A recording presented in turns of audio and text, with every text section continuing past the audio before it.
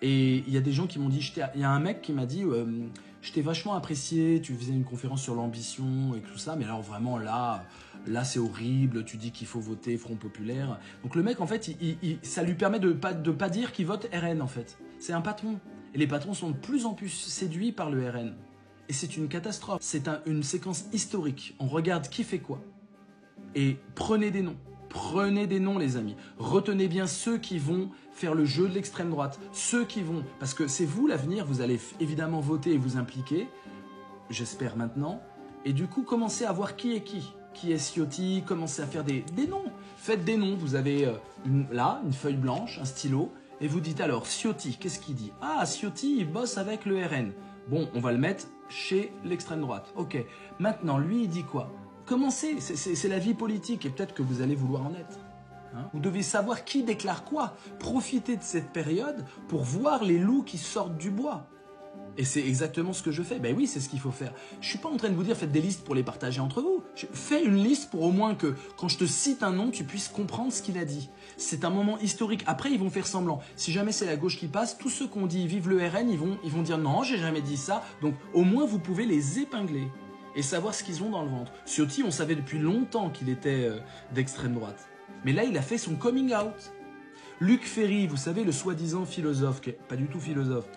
Luc Ferry, ancien ministre sous Chirac, qui a dit qu'il fallait tirer à balles réelles sur les gilets jaunes et d'autres déclarations comme ça. Le mec, il se dit humaniste. Bon, moi, ça fait longtemps, depuis 2004, j'ai fait un article dans Libération où je dis « ce mec-là, il est pas clair ». Là, il a dit « franchement, le Front Populaire, c'est horrible », sous-entendu « le RN, c'est mieux ». Et donc, il est d'extrême droite. Luc Ferry, c'est un immense bonheur. Moi, quand j'ai vu que Luc Ferry a fait sa déclaration pro-extrême droite dans le Figaro et contre le Front Populaire, je me suis dit « ça y est, au moins c'est clair ». Combien de discussions j'avais avec des gens qui disaient oui mais quand même un philosophe ça peut pas vraiment être d'extrême droite, c'est comme Onfray, c'est pareil.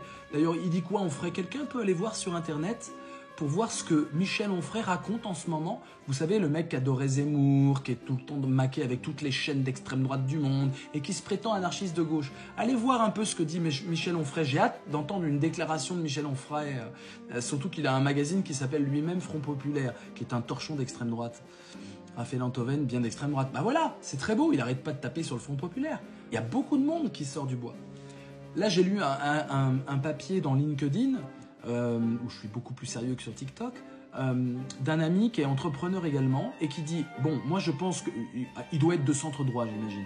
Et moi, il dit, moi je pense que en tant qu'entrepreneur, le Front Populaire, c'est pas cool. Par contre, je ne confonds pas la peste et le choléra. Le choléra en France, c'est 250 000 morts, la peste noire, c'est 7 millions de morts. C'est pas la même chose. Les amis, c'est pas la même chose.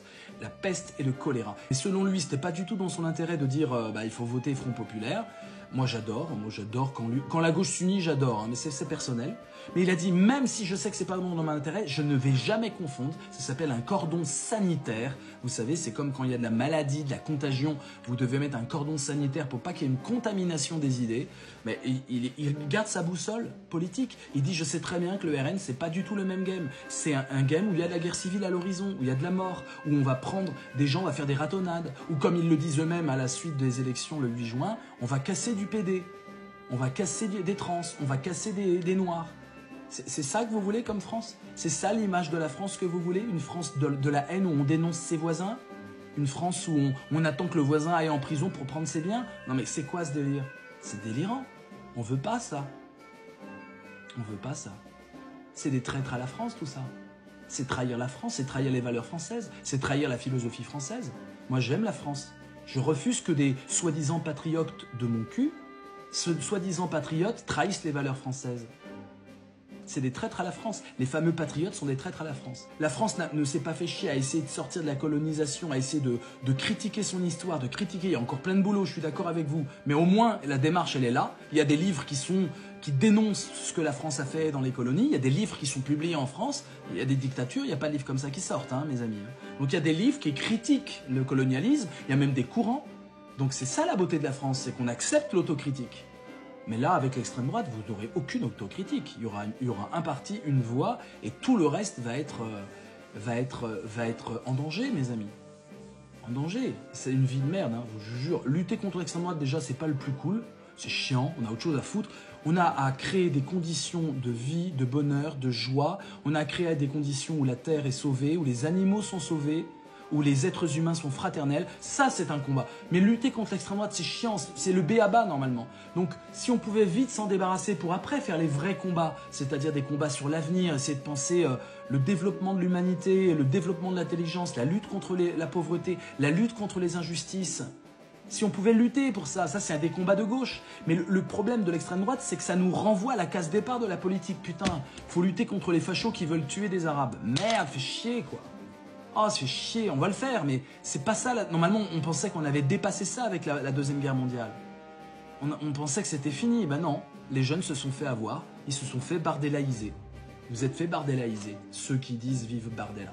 Vous avez été bardélaïsés, mais alors les doigts dans le nez. Hein.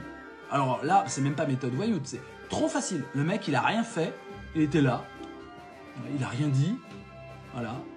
Il a une tête, mais comment vous pouvez voter pour un mec comme ça? Je veux dire, vous voyez tout à fait qu'il sait pas sourire, il sait pas être dans la vie. Le mec, c'est un mort-vivant, c'est un croque-mort. Il est là pour vendre des cercueils, en fait. Moi, c'est tout à fait le mec que je vois quand je vais à un enterrement. Et je vois le mec qui vend des cercueils, c'est des jeunes cadres dynamiques qui vendent des cercueils dans les pompes funèbres. C'est vraiment la tête du mec, quoi. Vous le mettez dans la famille Adams, il a tout à fait sa place, quoi. C'est un mec qui est mort. Il a les yeux morts, il a tout qui est mort en lui, il a aucune réaction spontanée, il est même pas capable d'être cool, de délirer, il est même pas capable de faire ça. Regardez ce que je fais là. Il est même pas capable. Il a un balai dans le cul pour l'éternité. C'est incroyable.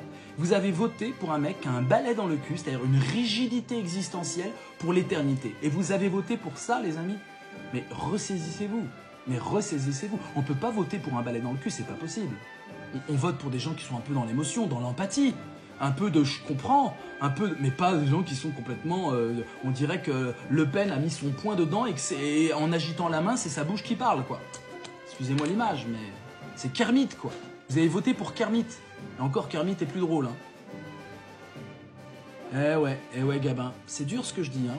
Ça fait mal, hein. Ah, t'es pas. Ah, toi, t'étais habitué à la petite philo magazine, tu sais. Oh ouais, c'est bien, il faut se développer le bonheur. Bah ouais, mais c'est pas la philo. On t'a menti. Tout ce que t'as cru dans Philo Magazine, hein, la philo qui prend surtout pas position, qui dit quand même, ouais, les extrêmes, c'est quand même... Et quand il y a des dossiers sur l'extrême droite, c'est les Français sont dans le ressentiment.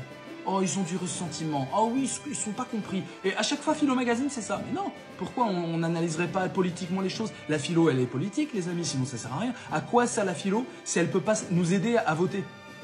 À quoi sert la philo si elle peut pas nous aider à voter et à comprendre le monde et à se dire on va se battre pour un idéal? Ça sert à rien. Donc toute la philo, là, je les vois, les petits collègues philosophes qui se prononcent surtout pas. Je dis, là, il va faire une déclaration quand même. Ah non, surtout pas. Non, parce que ça fait des conférences en moins. Mais tous les philosophes devraient se prononcer.